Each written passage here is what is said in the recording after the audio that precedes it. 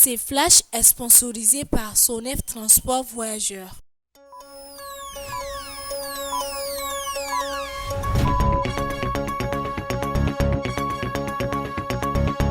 Monsieur, bonsoir et bienvenue dans ce flash hebdomadaire sur Ghana TV.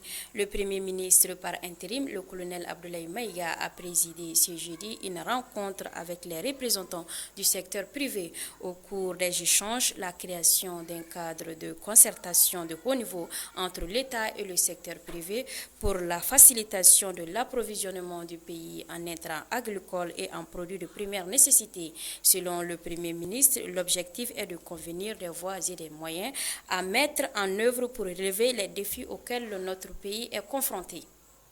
La région de Ségou a bénéficié ce mercredi de 150 tonnes de riz, de 150 cartons de couscous, de macaroni, de bidons d'huile de 20 litres et de 1200 kits scolaires remises par l'équipe des œuvres sociales du président de la transition.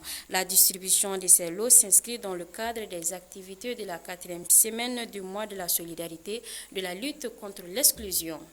Les forces armées turques resteront au Mali et en Centrafrique. Leur mission avait été prolongée le 19 octobre 2021 pour une durée d'1 an jusqu'au 31 octobre 2022.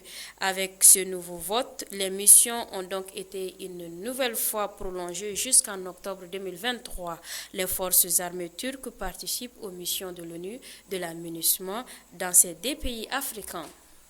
Remise de dons aux veuves et aux orphelins des forces de défense et de sécurité de la région militaire de Ségou.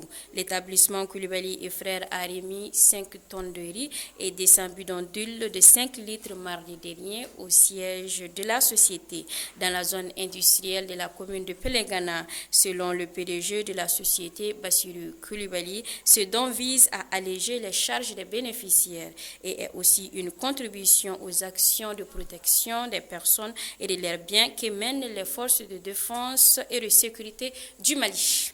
Hors de nos frontières, le Burkina Faso a lancé cette semaine le recrutement de 50 000 volontaires pour la défense de la patrie, VDP. Ces supplétifs civils vont renforcer les rangs de l'armée dans la lutte contre le terrorisme, ont annoncé ce mardi les autorités burkinabées. Ce recrutement local s'ajoute à celui de lundi où la brigade de veille et de défense patriotique avait annoncé sa volonté de bâtir une force de 15 000 VDP pouvant être déployés sur l'ensemble du territoire national.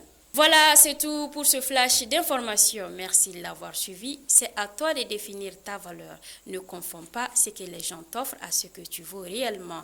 Alors, fais-toi respecter. Mesdames et messieurs, au revoir, bonne soirée et à la prochaine.